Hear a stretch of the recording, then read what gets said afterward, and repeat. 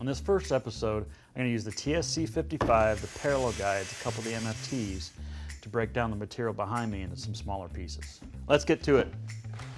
As I mentioned before, the material that I'm going to be using for this table is cypress. When I purchased it, it was 5/4 material.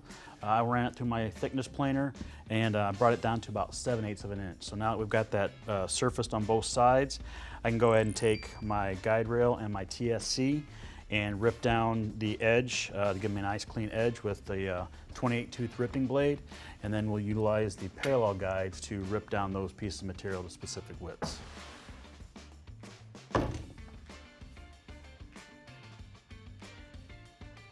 All right, so now that we're ready to cut, I've got 2 Bluetooth batteries in here. I've gone ahead and paired those to my dust extractor. If you want to know more about how to do that, head over to our YouTube channel where I've done a setup video on those. All right, let's make a cut.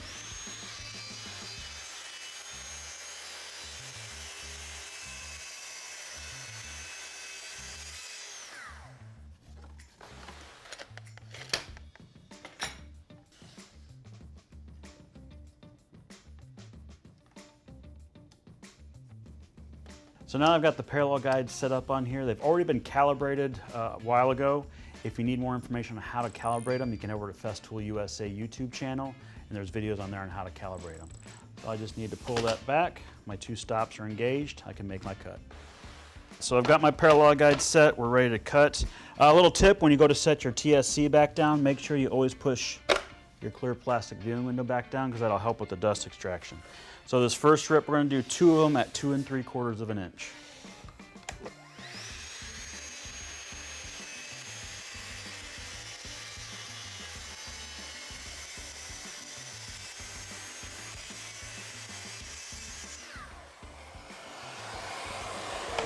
So as I was making that cut, this is a prime example of one reason that we have this right here, which is called a riving knife. This was a very straight board as I start to cut it. I don't know if you can tell from the camera, but if you can see there's a gap here and it's tight here. This board, as soon as I cut through it, the tension in that board just released and it sprung out. Luckily it sprung the opposite way, but that is what that riving knife is for, so it doesn't bind up on the blade.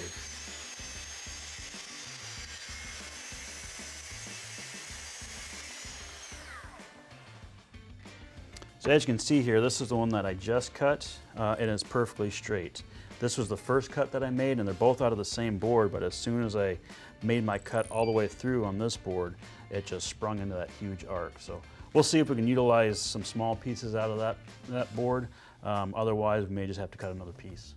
So for the next cuts, I'm gonna have to change this to 2.5 inches. So it's just as simple as loosening that, set that 2.5.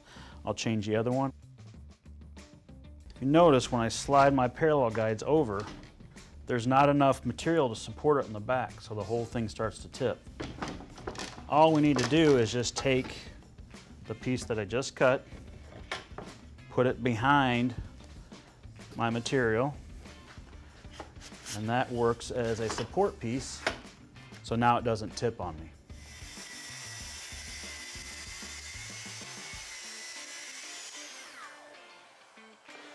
The last board we need to rip is 3.5 inches wide, but I don't have enough material left on this piece of wood to get that 3.5 inches. So since that first board that we ripped had such a huge bow in it, we're gonna re-rip that one out of a nice straight piece. So I'll just set this to 2 3/4. I'll do the same thing down here.